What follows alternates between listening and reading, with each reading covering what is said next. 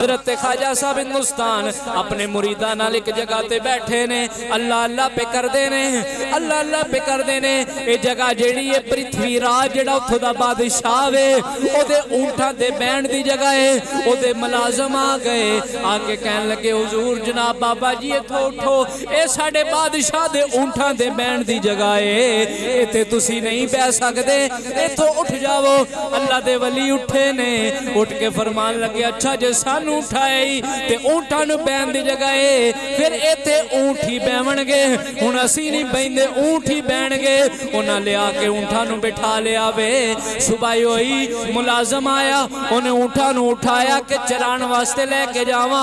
ऊंटां नूं उठांदा है पिया, पर अज ऊंट हुटदे नहीं, वो मारदे ने, चाबक मारदे ने, छड़ियां पे मारदे ने, पर उठदा कोई नहीं। अज कोई अपनी जगह तो हिलदा भी नहीं, अपनी जगह तो जेड़ा वे उठना ते दूर दी बात है। सुबह तो लैके दोपहर हो गई, अज ऊंट नहीं उठते।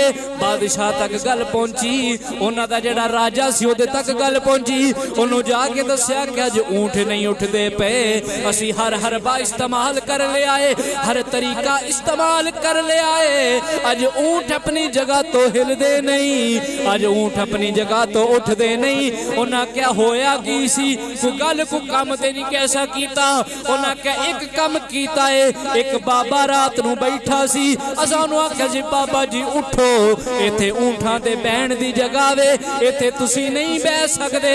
उन्हां आख्या फिर इत्थे ऊंट ही बैवणगे, असां ये बेदबी कर बैठे हां। उन्हें आख्या तुसां ये बेदबी कीती है, जाओ जाके उस बाबे नूं लभो, उस बाबे नूं जाके उहदे कोलों माफी मंगो। हज़रत ख्वाजा साहब नूं लभदे लभांदे, टुरदियां टुरदियां लभदियां लभदियां ख्वाजा साहब दी बारगाह च आ गए। आके अर्ज करदे ने हुजूर असी ऊंटां नूं उठाने आ, ऊंट उठदे नहीं पे, जनाब जरा सानू माफ कर देवो। ओए मैं क्या ऊंट भी हया वाले सन, वो भी अल्लाह दे वलियां दा हया करन वाले सन, अज दे जानवर नहीं सन। अल्लाह दे वलियां ने आख्या ते बह गए ने। अज असले हज़रत ख्वाजा साहब कोल जाके आंदे ने जनाब सानू माफ कर देवो, सानू माफी अता कर देओ, साडे ऊंट उठदे नहीं।